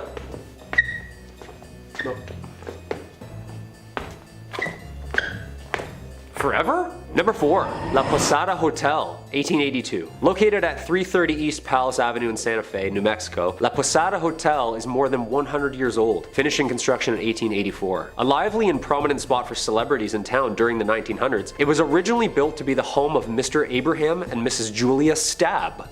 Perfect last name for the start of something scary. Stabb. A prominent businessman and German immigrant, Abraham had constructed this beautiful Grand French Second Empire estate ready to make a life working with his brother Zodak in business and eventually settling down in this historic town, with the mansion acting as a social hub for both the business and celebrity events. It is said that the Stabbs have 7 children, one of which died at birth, and which in fact led Miss Stabb to a depressed self-exile state, dying at the age of only 52. The mansion was converted into a hotel in 1936, shortly after the rubble of the Depression had cleared, and it is said that Julia herself haunts the rooms of La Posada Hotel. Guests have made claims to hear voices in vacant bedrooms, lights flickering on and off, and even doors slamming in the middle of the night. Voices saying things like, "I'm in here." It's never just like casual and calm, like, "Oh yeah, just leave the door open, I'm in here, come on in." It's always a creepy whisper in here, like, "I'm in here."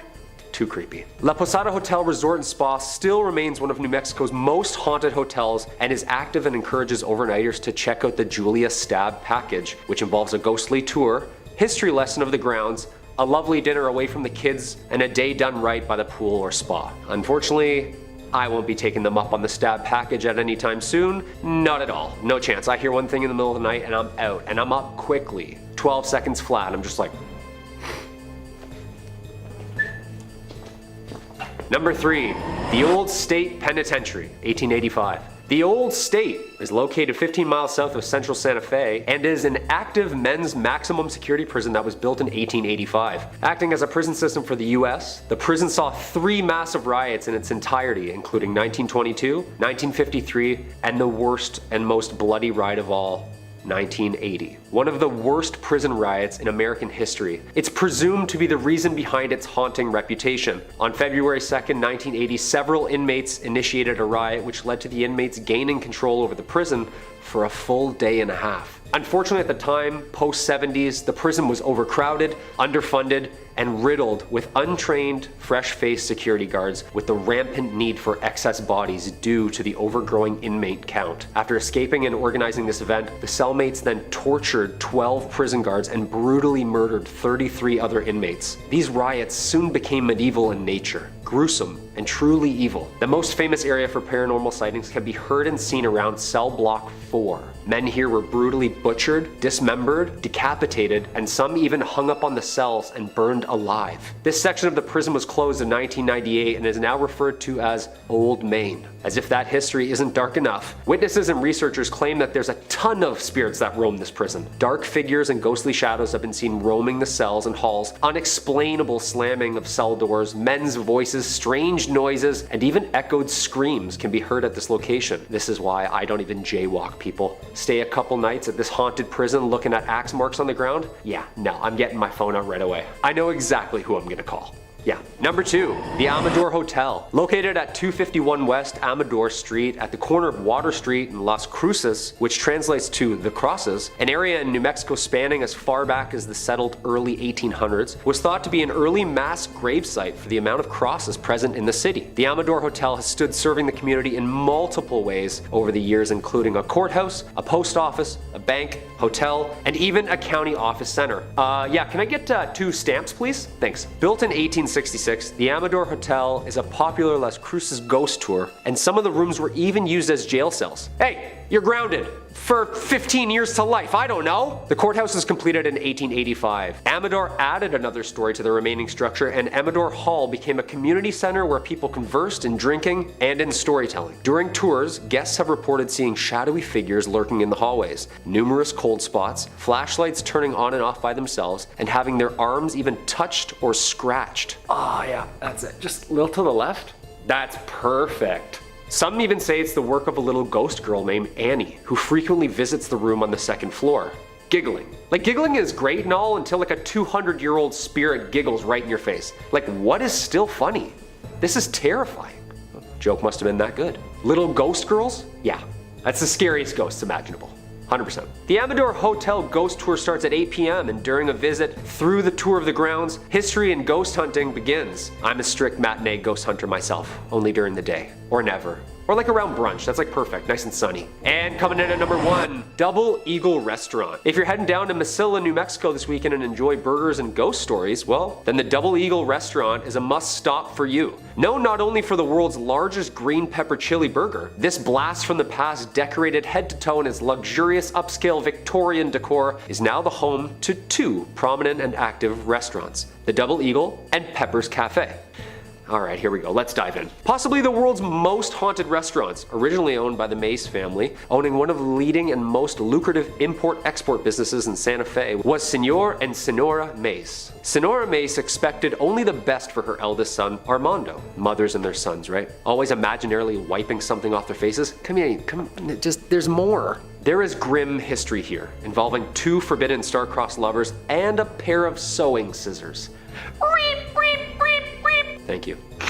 The Double Eagle restaurant is not only home for great food, beautifully handcrafted cocktails, but also home to a double homicide gruesome murder, in which these victims' souls would seem to be trapped within these walls forever. Armando, son and heir to his parents' business, falling head over heels in love with the family's household servant named Enos. Although Enos reciprocated such feelings about Armando, their relationship had to remain a secret due to Armando's mother's strict ordinance and the difference in the teenager's social and political positions. When Senora Mace discovered this relationship, she demanded that it end at once and banished Enos from her home indefinitely. It is said that one day Senora Mace came home, unexpectedly interrupting the lovers, mid-swoon, entranced by their love as she grabbed her sewing scissors from the basket on the patio and attacked Enos, stabbing and killing her. As she prepared to strike again, Armando, her son, threw his body in front of Enos and was stabbed instead. Yeah, that's some Romeo and Juliet stuff there, people. The murders were held in the famous Carlotta Salon Room, which can be visited at any time. A heavily requested stop where spooky goers can see a newspaper article titled Young Lover Ghosts on display, as well as an array of pictures taken of the young ghost lovers together over the years. That's terrifying. Here's the room, here's what happened, here's some proof. That's all I need to know. I've made my mind up. For never was a story of more woe than this of Enos and her Armando. And I tried to end on somewhat of a happy note. Love lasts forever, and that's what I'm taking from this.